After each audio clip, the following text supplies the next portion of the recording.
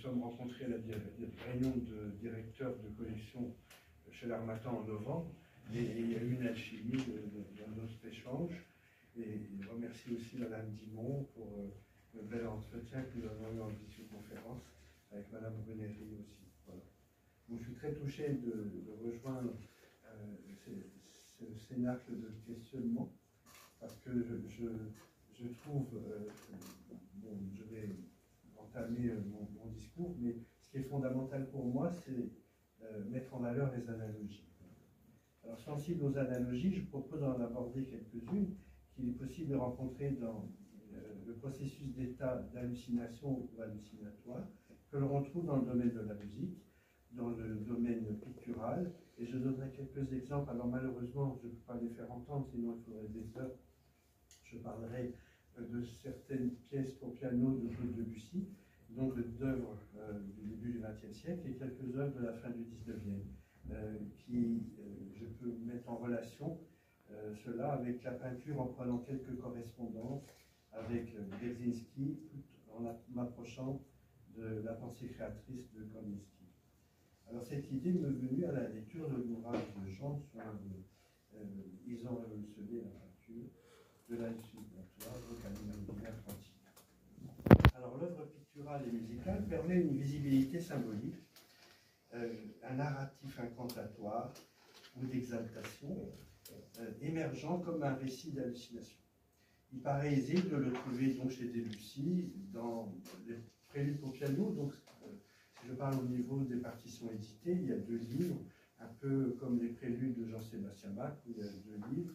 Il y a 12 et 12, donc 24 préludes. Il y a une analogie à la tradition. Et les titres sont les suivants: La cathédrale engloutie, Ce qu'a vu le vent d'ouest, Canope, et comment dire, aussi donc ce regard symbolique peut apparenter à ces hallucinations, donc oniriques.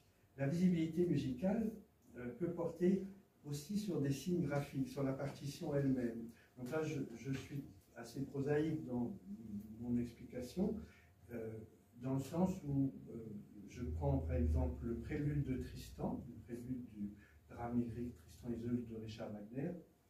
D'emblée, il y a 3 leitmotifs, donc des topiques signes sensations, donc, que les Allemands définissent comme des leitmotifs, et qui sont pour le premier le désir. Alors, le désir qui est dans son écriture sur la partition, écrit d'une façon linéaire mais ascendante, qui vers le haut, donc le dessin, il y a une ligne, si on se réfère au dessin de la partition, qui est montant vers l'aigu, et donc il donne un ressenti de quête, de suspens et de souhait assouvir comme un « je voudrais ».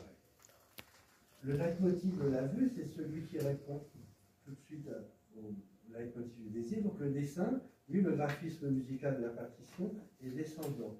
Donc une partie chromatique, et c'est là où on a ce fameux accord de Tristan, qui est la dissonance d'un accord de 7e diminué, enfin, qui est un accord que Jean-Sébastien utilisait dans la toccata en ré mineur, par exemple. C'est une sorte de tension, et souvent il est résolu d'une façon un petit peu improbable. C'est un accord qui donne un effet inclassable révolutionnaire à l'époque. Donc Wagner, lui, rajoute une altération qui le brouille un peu et qui le rend encore plus étrange. Ce leitmotiv de la vue est un signe graphique, donc, comme je disais, donner un ressenti d'affirmation, d'acceptation, du sentiment d'aimer. Oui, j'aime. Voilà, cette sensation. On avoue, on avoue. Et le 3e leitmotiv dont je parle, celui du regard. Alors, c'est un long thème qui accompagne, j'allais dire, tout le prélude, et même dans Tristan et les autres, ça revient. Le leitmotiv en soi est une cellule, un schème qui revient. Donc il y a une sorte de narrativité récurrente que j'expliquerai tout à l'heure chez Debussy aussi. Donc il est horizontal, c'est un ressenti sur le déroulé de la narration, témoignant des différents états d'être, et qui est comme je vois, j'accompagne. Donc cette notion de regard. Alors, une autre visibilité musicale purement graphique avec la partition, qui existe aussi d'une façon immatérielle et ça dépend des capacités éduquées de l'oreille interne, celle du musicien aguerri, pouvant dans son esprit se représenter la partition. Donc il remémore dans un silence environnant, et en fermant les yeux, il voit la partition, il l'entend. Et donc cette notion de visibilité musicale, c'est une transcription dans la notion de mémoire. En même temps, il donne vie à une immatérialité qui n'est pas comme tout à l'heure, on va entendre la musique, tout le monde va l'entendre. Tandis que moi, si je ferme les yeux, je l'entends. Et je peux voir le graphisme de ma partition. Donc il y a une notion de visibilité dans la musique, mais elle est très secrète, dans le sens où cela correspond à un vœu que personne ne connaît, puisqu'il n'y a que moi seul qui le sais. Donc il aura engrangé un rendu sonore précédemment et qu'il pourra reproduire à souhait. Il visualise mentalement ce graphisme. Alors je reviens à des points plus prosaïques s'agissant de la visibilité musicale, c'est de l'audible musical, les analogies élémentaires telles que ce qui est lié au contraste des couleurs, alors on en a parlé tout à l'heure.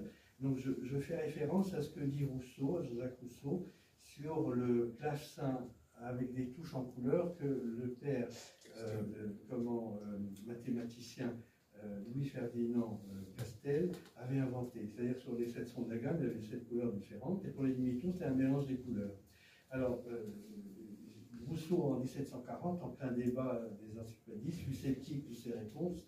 Lui, il en était plutôt plus simpliste par rapport à une notion de rapport visibilité et musicalité, avec ce qu'il appelait